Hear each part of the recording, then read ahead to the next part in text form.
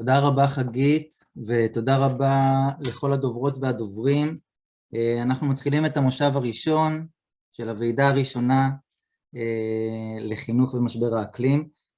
כמו בכל התחומים בהם נדרשים שינויי עומק מערכתיים ורחבים בעקבות משבר האקלים, גם בתחום החינוך נדרש שינוי מערכתי ותפיסתי. את השינוי צריך להוביל מי שאחראי על מערכת החינוך במדינה, ועל התוויית המדיניות והפעולות שנגזרות ממנה, דהיינו משרד החינוך. מושב זה עוסק בפערים הקיימים כיום במערכת החינוך בהקשר של חינוך אקלימי. כהכנה לוועידה ערכנו סקר למדגם מייצג באוכלוסייה, המשקף את דעות הציבור הרחב. הסקר בדק את העמדות בנוגע לחינוך אקלימי בקרב 3 קבוצות יעד, הורים, תלמידי תיכון, ומורים ואנשי חינוך. הסקר בוצע על ידי חברת סקרים ונותח על ידי חוקרות מסמינר הקיבוצים ששותפות לצוות המארגן של הוועידה. תוצאות הסקר כולו נמצאות במרחב הפיזיטלי ונגישות לכולם. אתם מוזמנות ומוזמנים להיכנס למרחב ולמצוא שם גם את תוצאות הסקר. אני רק אציין כמה מהתובנות העיקריות שעלו מהסקר ותקשיבו כי זה מעניין והאמת שלא כל כך מפתיע. מרבית המשיבים, מעל 90%, מודעים לקיומו של משבר האקלים. זאת אומרת, אנשים מכירים, יודעים. מעל 2/3 מהמשיבים מוטרדים ממשבר האקלים. זאת אומרת, הסוגיה קיימת אצלם. יחד עם זה, רוב התלמידים טענו שהם לא למדו את נושא משבר האקלים בבית ספר.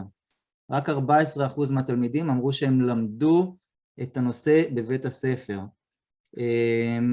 רוב המשיבים טענו שהם לא מאמינים ביכולת שלהם לשנות ולהשפיע.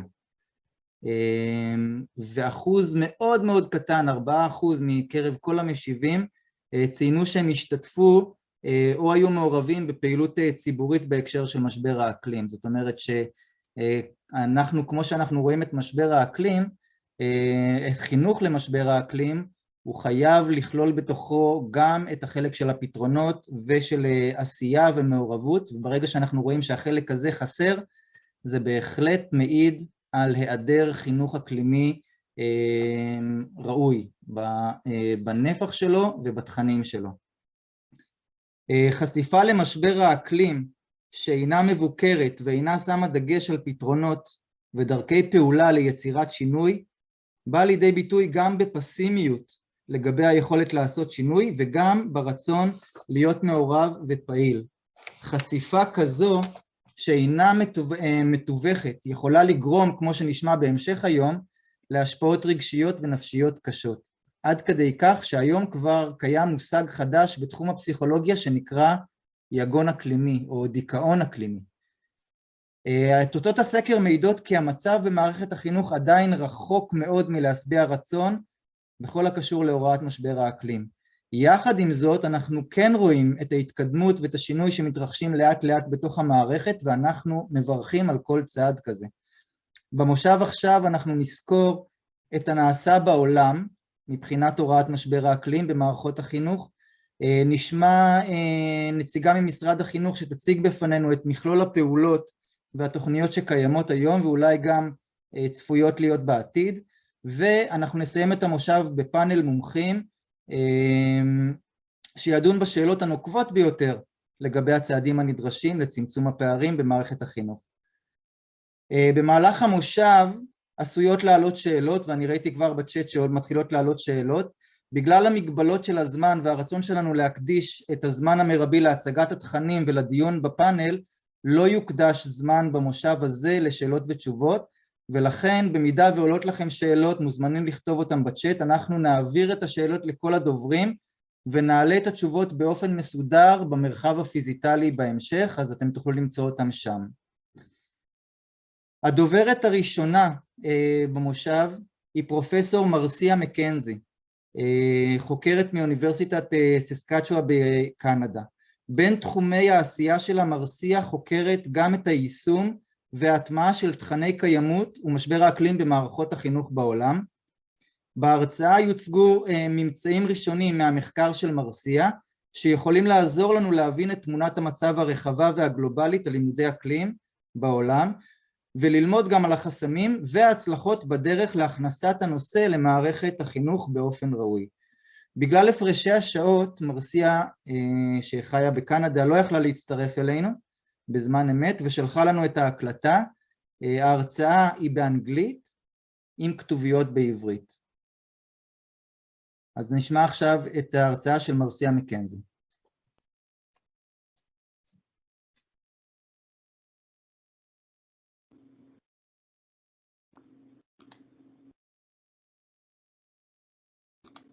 Hello, my name is Mrsia McKenzie. I'm a professor at the University of Saskatchewan in Saskatoon, Canada, and I'm here in Treaty 6 territory and homeland of the Métis, and very pleased to be joining you today. Congratulations on your conference, and I hope you're having a wonderful time. Today, I am going to be speaking a little bit about our research on climate change education, and I hope that you can see my slides now. Here is my contact information as well as for the projects that I'm going to be speaking about today, if you'd like to find out more information after the talk. So I'm presenting on behalf of the Sustainability and Education Policy Network, or SEPN, which was launched in 2012, funded by the Canadian government. And we did initially a national comparative study in Canada with various components of policy analysis, survey, and case studies, both at the K-12 or primary and secondary, as well as at the higher education or tertiary education levels across Canada. And from that initial research, which took us about 6 years, we also developed into a more international initiative and undertaking a number of reports for UNESCO in particular, as well as building a global network focused specifically on climate change. And that is the Monitoring and Evaluation of Climate Change Education Project, which was funded just last June. And our goal as a team is to increase the quantity and quality of climate change education and communication globally.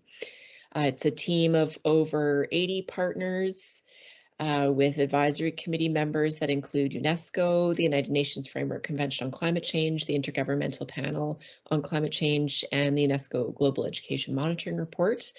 And we have about $4.5 million to work with over the next 5 years to move forward this agenda through 3 axes of activities, including 100 case studies, both of countries, as well as there'll be funding for case studies that folks there in Israel might be interested in applying for. We'll also be setting up data sets and indicators to enable countries to better benchmark and target set around climate change education and communication in their countries. And then we'll be supporting that work through different targeted outputs, including learning institutes for graduate students as well as policymakers. We have one planned next year, hosted by the University of Cambridge, as well as guidelines for educators, for policymakers, for negotiators within the UNFCCC Conference of the Parties processes and meetings, as well as a data analytics and visualization platform. So we have a number of linked activities too that may be of interest, including with the UNESCO Global Education Monitoring Report. We are doing 50 or more profiles of countries and what they're undertaking on climate change education and communication. So both within formal education, as well as more broadly in relation to public awareness, public access to information, and public participation on climate change. We're also undertaking a landscape analysis in the US with the North American Association of Environmental Education. So lots of different components of the project, and working with different partners, but overall to advance country and intergovernmental work in this very critical and urgent area of climate change education. These are just some of our partners that we're working with both in Canada and globally. So today I want to focus in particular on some of the data that we have been collecting and working with over the last number of years, and in particular in relation to these two reports that we authored for UNESCO. The one you see on the left there was just launched yesterday, March 17th, at the Education for Sustainable Development World Conference that UNESCO is hosting. And the one on the right is one that was undertaken in 2019 with UNESCO and in collaboration with the UNFCCC. And in terms of the first one, the one on the left, we looked at just about 50 countries and analyzed their education sector plans as well as their national curricular frameworks. And we looked at the extent to which they are including environment. So we look generally, say, at language of environmental education or sustainable development, but we also look specifically at climate change as well as biodiversity education.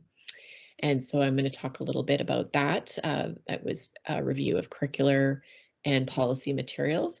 And then for the study you see on the right, what we analyzed were countries' submissions to the United Nations Framework Convention on Climate Change. So all member parties of the original convention as well as the Paris Agreement, and there are 197 countries, and all the countries submit two types of documents regularly, both national communications, which are backwards looking documents, which are submitted every 4 years, reporting on past activities, and then forward-looking documents, or the nationally determined contributions, which are a new reporting mechanism or target setting mechanism under the Paris Agreement. And those are also are just being updated in 2020. And we reviewed the prior submissions to see the extent to which climate change education and communication are included and how they're included.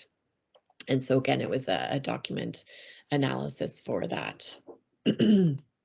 So in terms of some key findings that may be of interest in your context there, we found that overall, this is the first study that looked at education sector plans and curricular frameworks. We found that overall countries tended to use the language of environment, less so the language of sustainability, and then much less so climate change and biodiversity.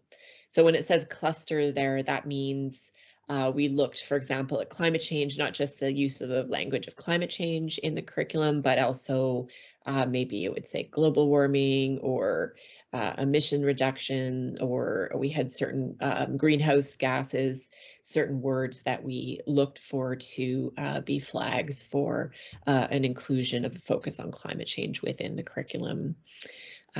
So we can see that there is a scope and need for much more inclusion of climate change specifically within the curriculum. So this was across 50 countries, and you can see there are only just over 200 references to climate change across all those countries. In terms of which countries included more of a focus and on which terminology, we found that Spanish-speaking countries tended to emphasize the language of environment much more highly, whereas English, it was more even between a focus on environment versus sustainability. And interestingly, the French-speaking language materials or countries were the most likely to focus on climate change specifically. In terms of other language countries, in the other category, you can see there's a very low focus on climate change currently. So this just shows that diversity across different countries in terms of the extent that there is inclusion on climate change. So this climate change is the purple, with general environment being blue, sustainability being green, and biodiversity being red. And you can see that of these countries, for example, Bangladesh had the most references or content on climate change relative to the others, where the terminology and focus was greater on environment and sustainability.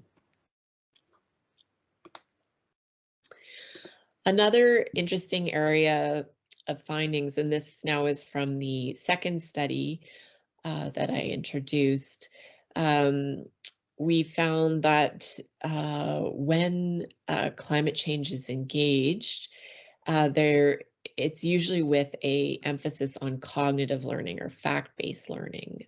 So too often still we're thinking that if we just tell people the science of climate change and how that works, that they will want to take action or support action.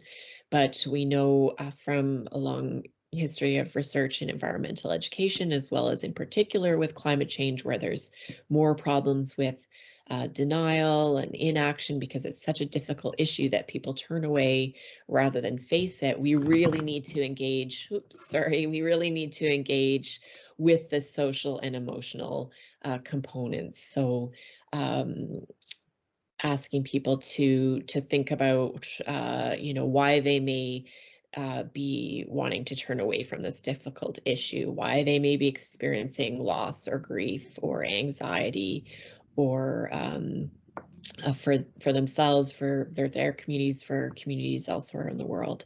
So really getting into those social emotional aspects is needed, as well as the behavioral or action components.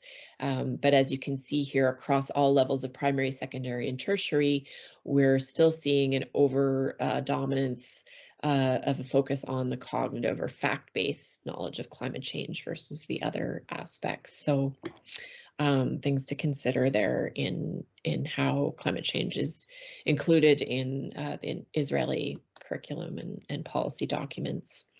We have also undertaken a number of other resources besides these UNESCO studies that may be of interest. We've done research, extensive research in Canada, as well as we put together this primer for administrators and educators to provide some guidance, and those are available on our website.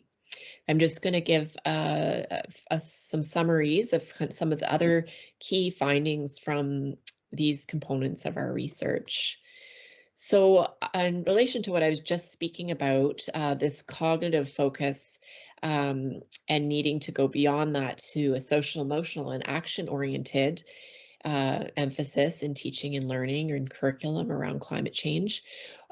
Also important is the justice focus. So who is most affected by climate change, and needing to really link and strategize with other justice-related issues, and addressing who benefits and who's the most affected by our relative lack of action collectively at the moment. So this is a holistic approach to climate change that includes these various different components and doesn't just emphasize the climate literacy or the science and knowledge of the facts of climate change. Also important, the research suggests, is a whole institution approach to climate change education. So the teaching and learning component is on the top right there. So having that holistic approach that we just spoke about, and in all subjects, not just in science or any singular subjects, but really when you're taking that holistic approach that includes not just the science of climate change, but the social, emotional, and the action.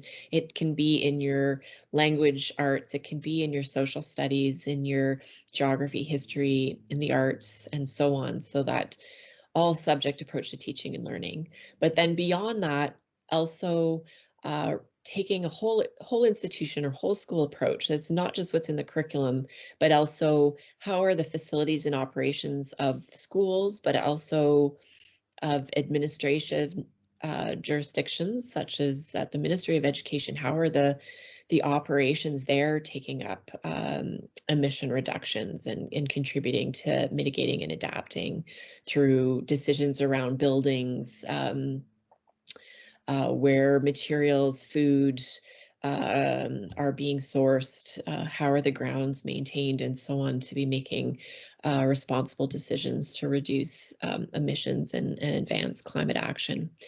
And then also community and partnerships are another important component. So whether it's partnering with municipality or in Canada with Indigenous groups, with business, industry, to have collaborations across both teaching and learning and the operations side. And then to really support this whole institution approach, we need climate change to be integrated into overall institutional governance at different levels of leadership. And that's what I'm going to finish by talking about is our research has really shown the importance of integrating this focus on climate change education across all levels. So the ideal is what you see on the left here, where we have the whole country has this prioritization of climate action. And we've seen cases where there's an emphasis in the Ministry of Education, such as laws mandate to include climate action plans. That influences the Ministry of Education, for example.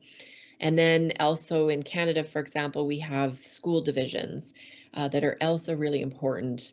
And then the municipal policy and priorities can also emphasize school level, and then school level policies. So in contrast to the other examples on the right there, where you see where there's a lack of policy from the Ministry of Education or the Ministry of Environment, or a lack of school division policy or local policy, or then you just don't get the same uptake at the school level.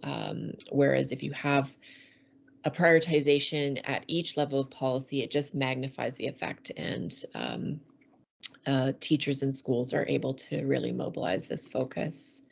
And again, just the importance of also the international and national policy priorities, the non-education policy at different levels, and then the education policy and the school leadership, and all working to move forward this whole institution approach to climate change and sustainability education. So to recap, we need a greater emphasis on climate change in education policy and curricula. It needs to be a holistic approach, so cognitive as well as social, emotional, and action dimensions. We need a whole institution uptake of this that is beyond the curriculum to include facilities and operations, community outreach, as well as in the overall institutional governance. And then in terms of that overall institutional governance, it needs to be at all levels, from the Ministry of Education in collaboration with Ministry of Environment, at any local school division or district levels, and then at the level of the school.